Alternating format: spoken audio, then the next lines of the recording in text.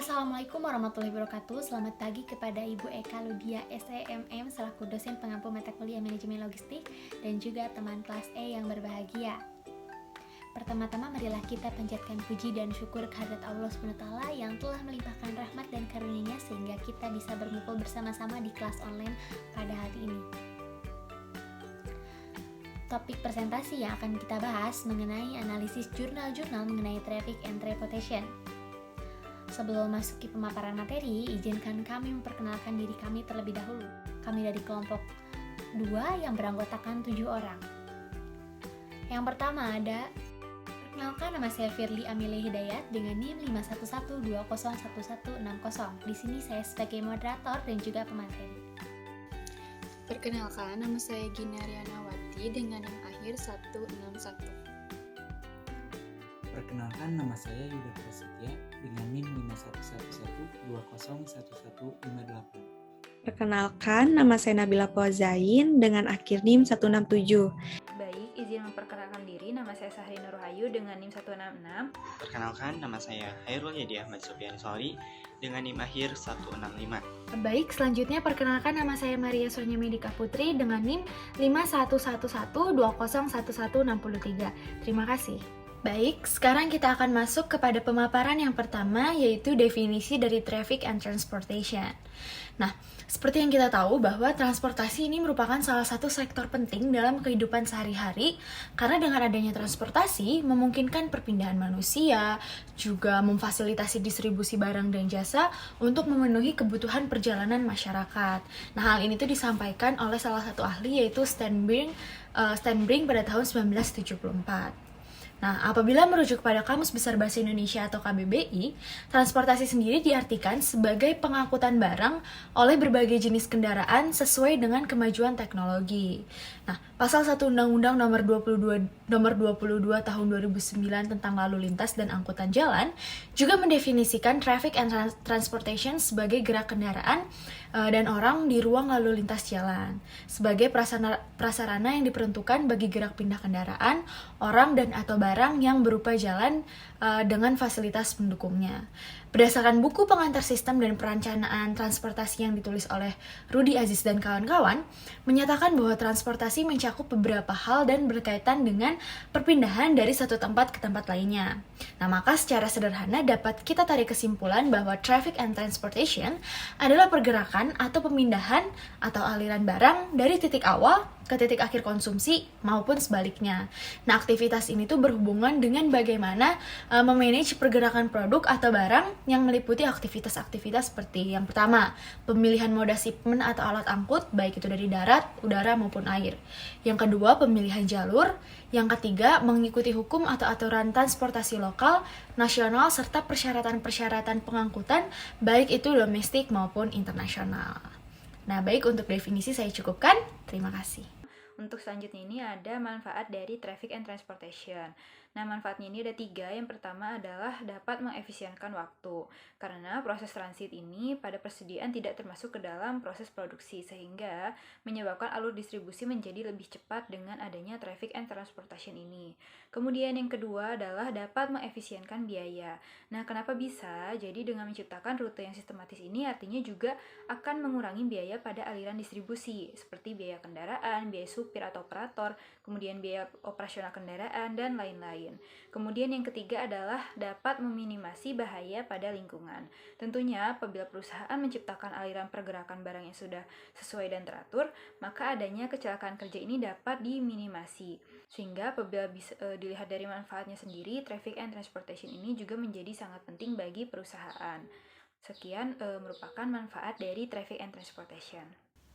Baik, di sini saya akan memaparkan mengenai pihak-pihak yang terlibat dalam traffic and transportation. Yang pertama yaitu ada pengirim atau shipper dan penerima yaitu receiver. Nah, di sini pengirim dan penerima melakukan jual beli barang yang nantinya akan dikirim oleh transportation. Lalu yang selanjutnya yaitu ada perusahaan penyedia jasa atau carrier again. Lalu di sini yaitu penyedia jasa tersebut yang akan nantinya disewa oleh si pengirim maupun si penerima untuk melakukan jasa yang akan dikirim untuk memasuki barang-barang yang akan dijual belinya nanti. Lalu di sini yaitu ada pemerintah. Pemerintah di sini yaitu yang nantinya akan menyediakan infrastruktur seperti pelabuhan, bandara, atau jalan tol. Lalu yang selanjutnya itu ada teknologi informasi and communication atau sering disebut dengan TIK. Di sini sendiri yaitu menyediakan ICT. Nah, ICT di sini yaitu informasi and komunikasi teknologi. Nah, maksudnya di sini yaitu ketika kita mengirim barang, kita mengetahui lokasi barang tersebut ada di mana itu melalui teknologi ini. Oleh karena itu teknologi ini sangat menjadi pihak dalam traffic and transportation. Lalu yang selanjutnya yaitu public. Public di sini yaitu masyarakat. Masyarakat yang nantinya menjadi konsumen atau pembeli akhir, yang penerima barang akhir ketika si pengirim telah mengirim barangnya lalu dibeli ataupun diterima langsung oleh masyarakat, itu bisa disebut dengan public. Oleh karena itu public di sini termasuk ke dalam pihak dalam melakukan traffic and transportation. Baik, di sini saya akan memaparkan moda traffic and transportation. Moda yang digunakan oleh traffic and transportation sendiri, yang pertama ada kereta api. Kereta api di sini bisa digunakan ketika mengirim barang yang berkapasitas besar, tinggi, dan juga berat. Dan di sini juga untuk kereta api bisa dilakukan oleh jarak yang jauh. Oleh karena itu kereta api termasuk ke dalam moda traffic and transportation. Selanjutnya yaitu di sini ada truk. Truk di sini terbagi menjadi dua, yaitu yang pertama ada FTL atau bisa disebut dengan full truckload. Full truckload di sini yaitu digunakan untuk berkapasitas besar ataupun yang dalam isinya tersebut itu satu pengirim dan barangnya sama semua. Lalu untuk yang LTL sendiri yaitu less than truckload. Nah, di sini dari berbagai macam pengirim yang nantinya akan diterima oleh beda-beda orang. Lalu yang selanjutnya yaitu ada saluran pipa. Saluran pipa di sini tergolong ke dalam untuk pengiriman minyak bumi ataupun yang nanti untuk mengirim minyak bumi ataupun bisa juga melalui gas, karena untuk saluran pipa sendiri tidak memungkinkan untuk diangkut oleh truk atau kereta api lainnya. Oleh karena itu kita membuat moda untuk traffic and transportation digunakan oleh minyak bumi sendiri, yaitu menggunakan saluran pipa. Namun di saluran pipa sendiri membutuhkan biaya yang lebih banyak. Lalu yang selanjutnya yaitu kapal laut. Kapal laut di sini dipergunakan untuk kontainer untuk pengiriman global. Nah, untuk kontainer di sini kita bisa digunakan melalui pengiriman global, namun di kapal laut sendiri yaitu adanya bea cukai dan juga loading atau penungguan di pelabuhan, karena mungkin harus menunggu ketika kita ingin berlayar, tidak mungkin hanya satu kontainer saja yang dikirim. Lalu yang selanjutnya yaitu ada angkutan udara atau yang pesawat. Untuk pesawat sendiri di sini untuk mungkin barang-barang yang emang diperuntukkan untuk jaraknya jauh dan juga emang diperuntukkan untuk yang urgent. Nah, untuk angkutan udara sendiri membutuhkan menempuh waktu yang sangat cepat, dan di sini untuk angkutan udara sendiri membutuhkan biaya juga yang lebih besar. Jurnal utama yang kami pilih yaitu berjudul Optimalisasi Solusi Permasalahan Rute Kendaraan dengan Pemerataan Beban Menggunakan Kinetic Algoritma. Mengapa kelompok kami memilih jurnal tersebut? Karena di jurnal tersebut terdapat elemen-elemen yang tersistematis dan juga memiliki elemen-elemen yang lengkap, sehingga jurnal utama ini bisa dibandingkan dengan 13 jurnal acuan lainnya. Lalu tidak hanya itu, di jurnal utama ini memiliki metode yang bisa menyelesaikan fenomena atau masalah yang ada di jurnal tersebut, sehingga jurnal ini bisa dijadikan studi kasus dan acuan pembelajaran oleh kelompok kami. Baik, yang selanjutnya adalah fenomena dari jurnal utama. Nah, fenomena yang diangkat dari jurnal utama ini adalah adanya permasalahan pada perum Bulog mengenai biaya distribusi yang mana terjadi karena adanya kenaikan harga BBM sehingga operasional pendistribusian pun harus berjalan dengan kondisi tingginya biaya. Selain itu, juga tidak adanya penentuan rute distribusi yang sistematis sehingga menyebabkan rute yang ditentukan pun jauh dari optimal, sehingga biaya distribusi pun mahal karena jarak antara armadanya itu tidak merata, sehingga terjadi juga overtime dan lain-lain.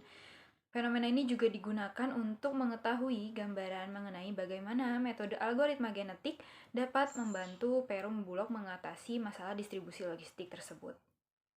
Di sini saya akan menjelaskan tujuan Traffic and Transportation. Tujuan utama dari jurnal ini adalah mengelola rute pendistribusian dan pemanfaatan kapasitas kendaraan secara maksimal.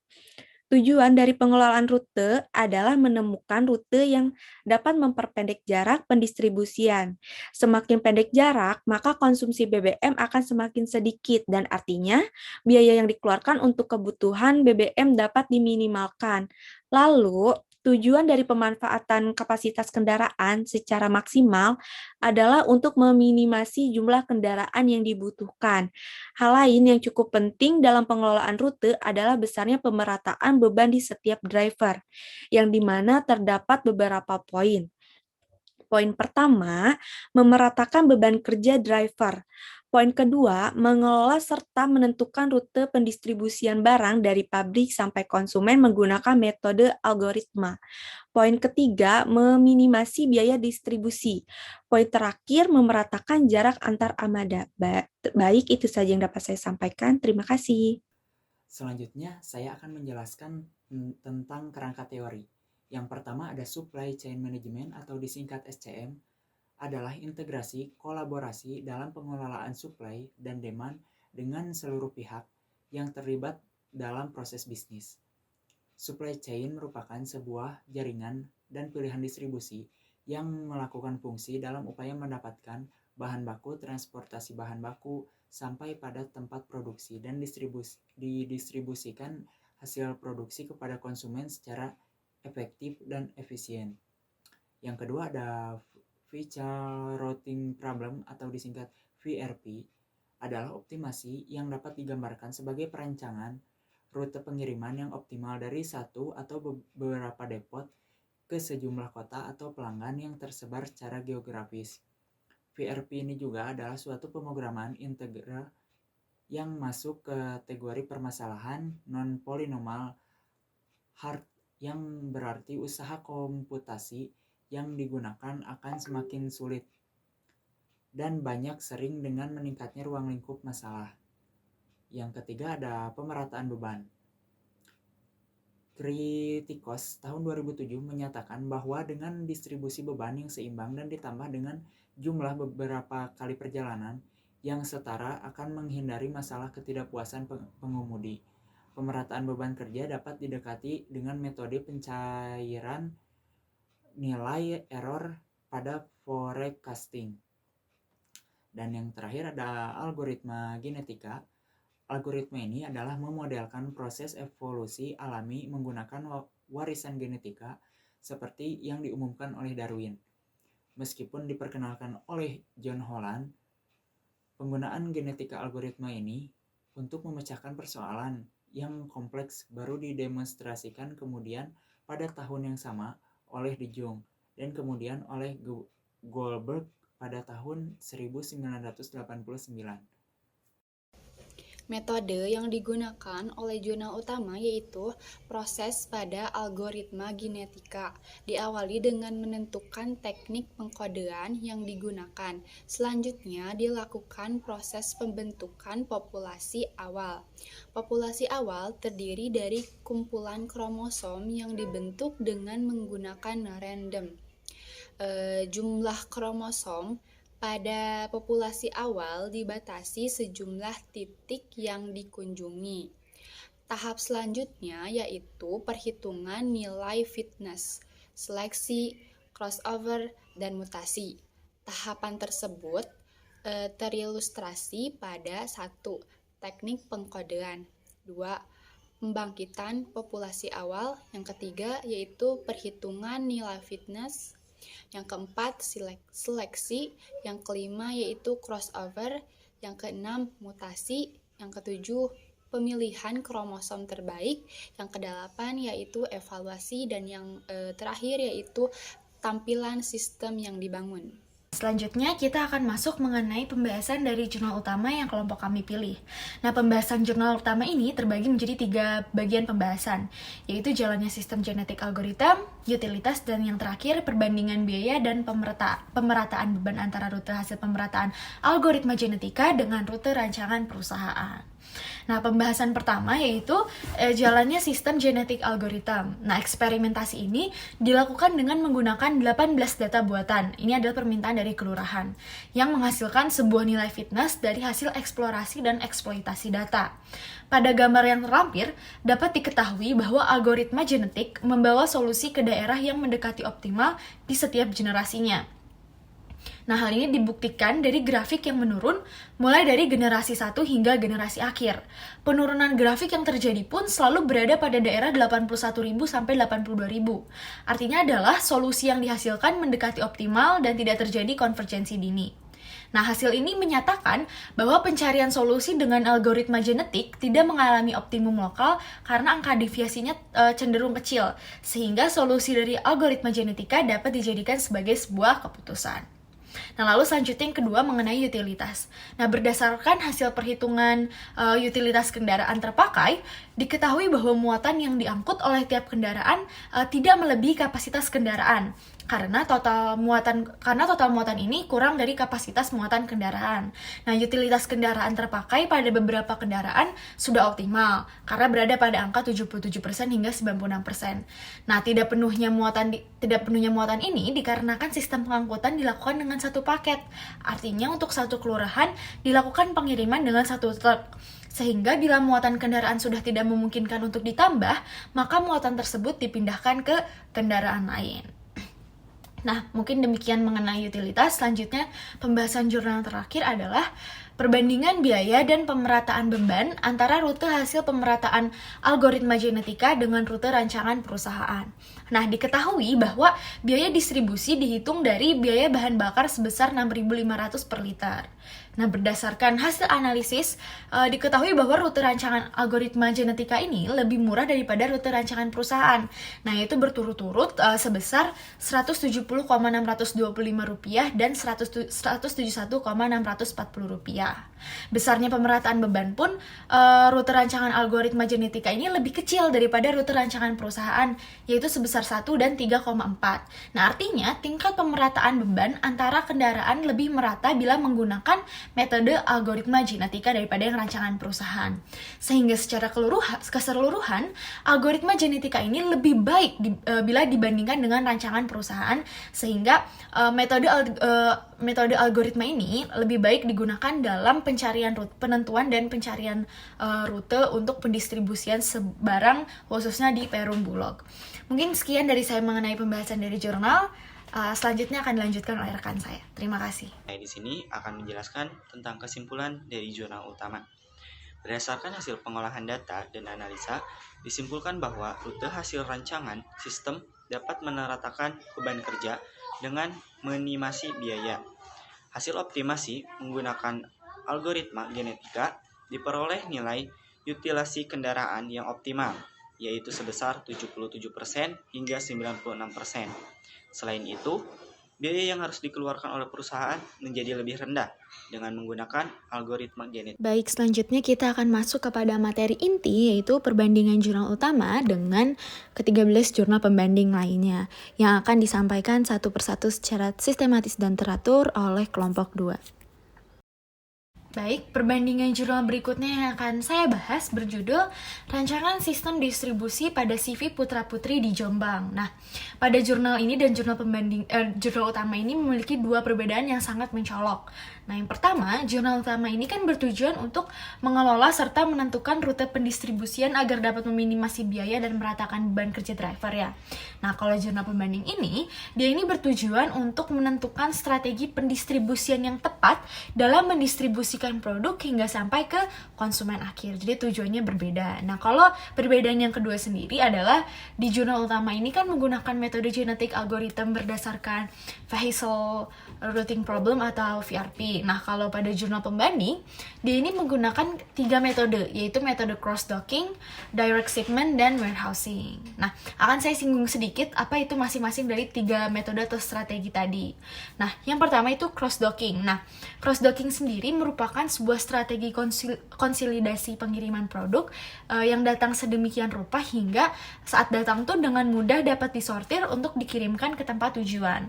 Nah, di cross-docking ini terdapat 2 aliran barang.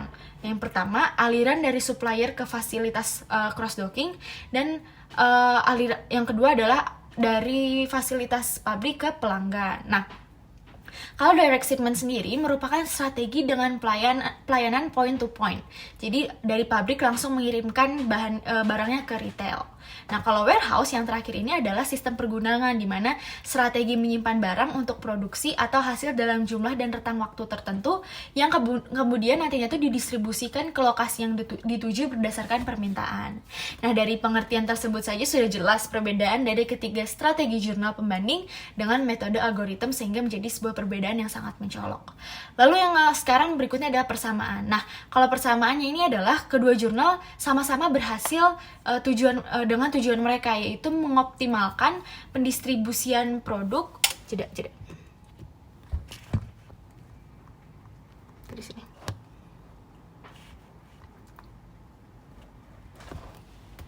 Nah, selanjutnya mengenai persamaannya nih. Nah, persamaan dari kedua jurnal ini adalah sama-sama berhasil mencapai tujuan penelitian mereka, yaitu dengan mengoptimalkan biaya pendistribusian produk menggunakan pendekatan atau metode yang masing-masing mereka gunakan. Nah, sehingga kesimpulan yang dapat kita ambil adalah dengan merancang rute dan strategi pendistribusian yang tepat, maka perusahaan akan dapat meminimasi biaya transportasi, meratakan beban driver, serta dapat mengoptimalkan pendistribusian yang ada. Nah, baik, mungkin cukup sekian dari saya mengenai perbandingan jurnal. Selanjutnya akan dilanjutkan oleh rekan saya. Terima kasih. Baik, di sini saya akan menjelaskan mengenai jurnal pembanding dan jurnal utama yang kedua, yaitu berjudul Kinerja Pelayanan Jalan pada Distribusi Angkutan Barang di Kota Padang. Disusun oleh penelitian yaitu Hendrial D pada bulan September tahun 2019. Untuk perbedaannya di sini yaitu untuk jurnal acuan sendiri memiliki metode penelitian dilakukan dengan cara survei dan juga wawancara. Lalu untuk persamaannya sendiri yaitu persamaan dari kedua jurnal utama dan jurnal acuan sendiri mempunyai tahapan dalam melakukan penelitian. Untuk kesimpulan dari kedua jurnal ini yaitu kesimpulannya hasil penelitian tersebut adalah mengetahui kinerja pelayanan jalan pada distribusi dan mengetahui rute rencana sistem dapat meratakan beban kerja dengan meminimalisir biaya. Baik, untuk jurnal selanjutnya yaitu berjudul Aplikasi STQ untuk estimasi biaya transportasi logistik di PT Sukarasa menggunakan algoritma Northwest Corner. Untuk penelitian sendiri dilakukan oleh Worois Tirhayu, Noviana, Rija Novel, dan juga Ramdan. Di sini diteliti pada bulan September pada tahun 2019. Untuk perbedaannya sendiri yaitu jurnal ini menggunakan metode algoritma Northwest Corner untuk menyelesaikan fenomena yang ada di penelitian tersebut. Lalu untuk persamaannya tersendiri yaitu persamaan dari kedua peneliti ini sama-sama menggunakan cara algoritma untuk menyelesaikan atau bisa disebut dengan langkah-langkah dalam memecahkan suatu masalah yang ada di jurnal penelitian. Untuk kesimpulannya sendiri atau pembahasan dari kedua jurnal sendiri yaitu memberikan kemudahan dalam menghitung biaya transportasi berdasarkan matriks dan dapat memeratakan permintaan barang sesuai dengan kapasitas yang ada. Baik, nah di sini saya akan menjelaskan perbandingan jurnal utama dengan jurnal pembanding. Yang pertama ada judul yaitu Profesionalisme Kerja dan Fasilitas Pelayanan PT Pos Indonesia. Untuk peneliti sendiri yaitu Erna Sulistianingsih Widodo. Untuk perbedaannya, pada jurnal utama menggunakan proses pada algoritma genetika diawali dengan menggunakan teknik pengkodean yang digunakan. Selanjutnya dilakukan proses pembentukan populasi awal, sedangkan jurnal pembanding menggunakan metode pengujian hipotesis. Untuk persamaannya sendiri, pendekatan menggunakan prinsip SCM diharapkan mampu meminimalkan gap yang akan memberikan keunggulan kompetitif bagi pelaku bisnis. Dengan optimasi SCM, pelaku bisnis dapat meminimalkan gap antara ruang dan waktu dengan mempertimbangkan beberapa hal seperti jarak, lokasi, asal dan tujuan, permintaan barang, lead time, kebutuhan, jumlah moda, transportasi, biaya, dan lain-lain. Untuk kesimpulannya sendiri, berdasarkan hasil pengolahan data dan analisa, disimpulkan bahwa rute hasil rancangan sistem dapat memeratakan beban kerja dengan meminimasi biaya, dan terdapat pengaruh langsung positif profesionalisme kerja terhadap kepuasan pelanggan. Bandingan kedua yaitu ada pelaksanaan program tol laut PT Pelayaran Nasional Indonesia dengan peneliti Depi Destiani dan Lingkudo 1 Maret 2017. Untuk perbedaannya sendiri, yaitu jurnal utama menggunakan penelitian ini dengan variabel jarak dan beban kerja. Diperlukan penelitian lebih lanjut dengan mempertimbangkan area penelitian yang lebih luas dan mempertimbangkan variabel dan variabel-variabel yang terkait. Nah, untuk persamaan sendiri yaitu persamaannya sama-sama membahas permasalahan rute dengan pemerataan beban. Untuk kesimpulannya sendiri, hasil optimasi menggunakan algoritma genetika diperoleh nilai utilasi yang optimal. Baik, yang selanjutnya ada perbandingan jurnal dengan jurnal pembanding, yaitu analisis kinerja distribusi logistik pada pasokan barang dari PT Surya Pamenang ke konsumen. Diteliti oleh Kurniawan pada tahun 2019. Nah, pada jurnal pembanding ini terdapat perbedaan terhadap penerapan sistem distribusi logistiknya. Nah, di jurnal pembanding ini yaitu PT Pamenang ternyata sudah menerapkan sistem distribusi logistik yang tepat guna sehingga biaya bisa diminimasi, kemudian tepat waktu dan terhindar dari adanya kecelakaan kerja. Kemudian juga terdapat perbedaan dengan jurnal utama yang mana ternyata masih memerlukan adanya sistem distribusi logistik yang tepat guna bagi perusahaannya yaitu Perum Bulog dengan menggunakan metode algoritma genetik. Kemudian juga terdapat persamaan pada variabel yang dianalisis, yaitu ada kapasitas angkut, jumlah armada angkut, kemudian pengiriman sesuai due date, dan juga rute yang dihadapinya. Sehingga dapat disimpulkan bahwa dalam aliran pergerakan barang ternyata di dalamnya terdapat faktor yang dapat bisa dibilang mempengaruhi pendistribusian logistik seperti penentuan moda atau armada angkut, batas waktu pengiriman, dan lain-lain. Kemudian perbandingan jurnal selanjutnya yaitu dengan jurnal pembanding yang berjudul Analisis Perencanaan Rute Pengiriman Barang menggunakan metode VRP. Terdapat perbedaan dengan jurnal utama, yaitu meskipun kedua jurnal ini sama-sama menggunakan metode VRP, akan tetapi ternyata pada jurnal pembanding ini tidak dikombinasikan dengan algoritma genetik heuristik. Kemudian persamaan pada jurnal utama dan pembanding yang kali ini yaitu keduanya sama-sama menggunakan metode VRP untuk menangani pengoptimalan rute untuk moda transportasi. Sehingga dapat disimpulkan dari kedua jurnal ini bahwa dengan menggunakan metode Vehicle Routing Problem atau VRP, ternyata bisa sama-sama kita ketahui bahwa akhirnya rute dari pendistribusian ini bisa dicapai secara optimal oleh perusahaan. Baik, selanjutnya di sini saya akan menjelaskan persamaan dan perbedaan antara kedua jurnal, optimasi solusi permasalahan rute kendaraan dengan pemerataan beban menggunakan genetik algorithm, dengan analisis komparatif indikator terkait perencanaan lalu lintas dan transportasi dalam sistem penilaian infrastruktur transportasi berkelanjutan. Persamaannya, objek penelitian yang sama-sama membahas mengenai tren lalu lintas dan kendaraan umum.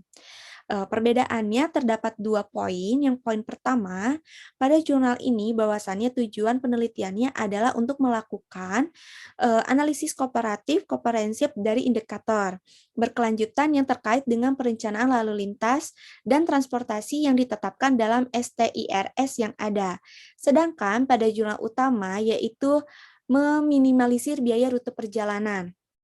Poin kedua, metode penelitian pada jurnal ini yaitu menggunakan metode pendekatan komparatif, sedangkan pada jurnal utama menggunakan metode penelitian dengan teknik pengkodean. Kesimpulan yang dapat ditarik pada kedua jurnal ini yaitu di mana pada jurnal ini metode STIRS dapat membantu mengembangkan proyek transportasi berkelanjutan. Begitu juga pada jurnal utama bahwa hasil optimasi menggunakan algoritma genetik diperoleh nilai utilisasi kendaraan yang optimal, yaitu 77% hingga 96%. Selain itu, biaya yang harus dikeluarkan oleh perusahaan menjadi lebih rendah dengan menggunakan algoritma genetik. Terima kasih. Selanjutnya, di sini saya akan menjelaskan persamaan dan perbedaan antara kedua jurnal.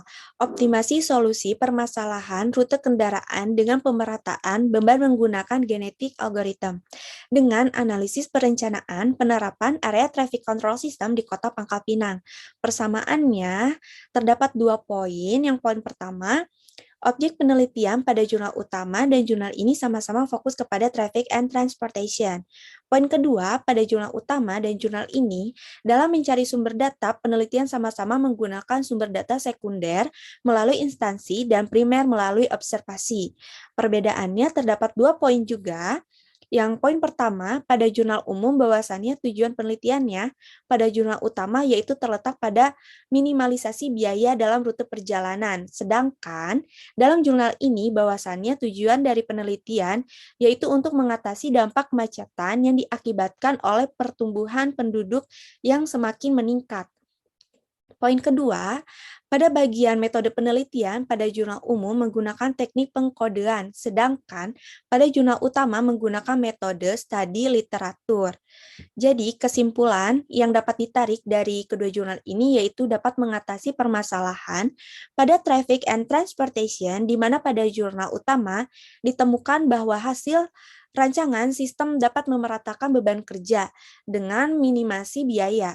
Sedangkan pada jurnal ini didapatkan hasil dalam meminimalisasi waktu agar tidak terjadi kemacetan. Terima kasih. Untuk jurnal pembanding dengan judul Biaya Logistik dan Kelancaran Pengiriman Barang pada Gerai Buku. Perbedaan pada jurnal utama menggunakan metode algoritma genetik. Metode ini akan menghasilkan solusi yang lebih optimal pada setiap generasinya. Sedangkan pada jurnal pembanding yaitu survei dengan pendekatan kausal. Hasil survei dengan pendekatan kausal ini akan dianalisis dengan menggunakan analisis jalur. Persamaan dari kedua jurnal yaitu sudah menghasilkan tujuan yang tepat karena sudah mengoptimalkan biaya untuk mendistribusikan barang. Kesimpulan dari kedua jurnal yaitu biaya dan rute yang tepat berpengaruh terhadap kelancaran pengiriman suatu barang. Untuk jurnal pembanding dengan judul Hubungan Infrastruktur Transportasi dan Biaya Logistik. Untuk perbedaan jurnal utama dengan jurnal pembanding yaitu pada jurnal utama dalam penelitiannya menggunakan metode algoritma genetik dan untuk jurnal pembanding menggunakan data survei. Untuk persamaan dari kedua jurnal yaitu mempunyai topik pembahasan yang sama, fokus terhadap pemecahan masalah terkait biaya berat barang yang harus dikirim. Dan kedua jurnal juga membahas mengenai jarak yang ditempuh untuk pengiriman barang. Untuk kesimpulannya, dengan adanya infrastruktur dan rute akan mempercepat perpindahan barang dengan biaya yang minimum. Selanjutnya saya akan menjelaskan tentang perbandingan. Yang judul pertama yaitu Sistem Angkutan Multimoda dalam Mendukung Efisiensi Biaya Logistik di Indonesia. Penelitinya Wahyu Wibowo dan Irfan Hoirudin. Perbedaan jurnal utama dengan jurnal pembanding yaitu untuk jurnal utama menggunakan metode-metode genetik algoritma, sedangkan jurnal pembanding mendapatkan data dengan menggunakan data primer atau dapat dikatakan data didapatkan secara langsung kepada sumbernya. Persamaan jurnal utama dengan jurnal pembanding yaitu sama menyangkut dengan persoalan logistik, tetapi dengan tujuan dan inti yang berbeda. Jurnal utama fokus kepada solusi permasalahan rute kendaraan, sedangkan jurnal pendukung berfokus kepada sistem biaya angkutan logistik tersebut. Kesimpulannya, yaitu jurnal pembanding dapat disimpulkan usaha jasa pengurus transportasi adalah kegiatan usaha yang ditunjukkan mengurus semua kegiatan yang diperlukan bagi terlaksananya pengiriman dan penerimaan barang melalui transportasi darat, udara, dan laut yang dapat mencangkup kegiatan penerimaan, penyimpanan, sortasi, pengepakan, pengukuran, penimbangan, pengurusan, penyelesaian dokumen, penerbitan dokumen angkutan, perhitungan biaya angkutan, klaim asuransi atas pengiriman barang, serta penyelesaian tagihan dan biaya-biaya lainnya berkenaan dengan pengiriman barang tersebut. Judul yang kedua yaitu pengembangan sistem transportasi multimoda dalam kerangka efisiensi logistik masyarakat pulau di Kabupaten Pangkep, Provinsi Sulawesi Selatan. Penelitinya Nursyam AS. Perbedaan jurnal utama dengan jurnal pembanding itu berbeda di metode yang berbeda. Metode jurnal pembanding yaitu interkoneksi jaringan, sedangkan jurnal utama menggunakan metode generik algoritma. Persamaan pada jurnal ini yaitu sama-sama membahas permasalahan rute kendaraan dengan metode yang berbeda. Kesimpulannya, jurnal pembanding dapat disimpulkan bahwa sistem transportasi masyarakat Pulau Kabupaten Pangkep ini belum efisien dari aspek pelayanan dan pemenuhan logistik karena tidak lancarnya barang ke wilayah pulau. Hal ini mengakibatkan nilai barang di wilayah pulau mencapai 3-5 kali lipat dari nilai barang di wilayah daratan. Sedangkan dari aspek pelayanan angkutan masih sangat terbatas disebabkan perahu yang melayani masyarakat pulau adalah umumnya kapal-kapal nelayan dan terdapat kapal khusus untuk angkutan penumpang dan barang. Namun, kapasitasnya sangat terbatas dan memiliki tingkat keamanan dan kenyamanan yang rendah. Baik, yang terakhir adalah kesimpulan dari Traffic and Transportation. Sehingga dengan demikian bisa kita sama-sama ketahui bahwa ternyata dalam hal pendistribusian barang atau logistik ini akan erat kaitannya dengan pergerakan aliran barang. Aktivitas pergerakan aliran barang atau produk ini juga selalu berhubungan dengan bagaimana perusahaan atau organisasi untuk mengatur seluruh elemen-elemen yang saling berkaitan dengan pergerakan aliran barang. Seperti contohnya pemilihan moda untuk distribusi barang, kemudian pemilihan jalur atau rute transportasi, kemudian juga memahami aturan-aturan yang berlaku terkait transportasi. Dan ternyata juga elemen tersebut sangat berpengaruh pada biaya dan waktu dalam proses distribusi. Sehingga bisa kita ambil kesimpulan dari penjelasan-penjelasan sebelumnya bahwa apabila perusahaan dapat dengan tepat mengatur moda untuk sehingga bisa kita ambil kesimpulan dari pemaparan sebelum-sebelumnya bahwa apabila perusahaan ini dapat dengan tepat mengatur moda untuk distribusi, mengoptimalkan rute transportasi dan juga paham mengenai aturan-aturan terkait transportasi, tentunya perusahaan juga akan mendapatkan manfaat seperti kegiatan pendistribusian itu menjadi dapat diminimalkan biayanya, kemudian mengefisiensikan waktu dan menghindari adanya kecelakaan kerja. Sehingga hal tersebut juga yang mengindikasikan bahwa penting bagi perusahaan untuk menciptakan atau merencanakan sistem aliran pergerakan barang yang sistematis untuk memudahkan seluruh kegiatan distribusi logistik yang ada di perusahaan. Mungkin sekian kesimpulan yang kelompok 2 bisa sampaikan. Baik, dicukupkan presentasi atau pemaparan dari kelompok 2. Mohon maaf bila ada kesalahan kata atau kesalahan dalam menyampaikan materi yang telah disampaikan oleh kelompok 2. Mohon maaf bila ada kesalahan. Saya selaku moderator dan juga pemateri untuk mewakili rekan-rekan saya pamit undur diri. Wabillahi taufiq wal hidayah. Wassalamualaikum warahmatullahi wabarakatuh.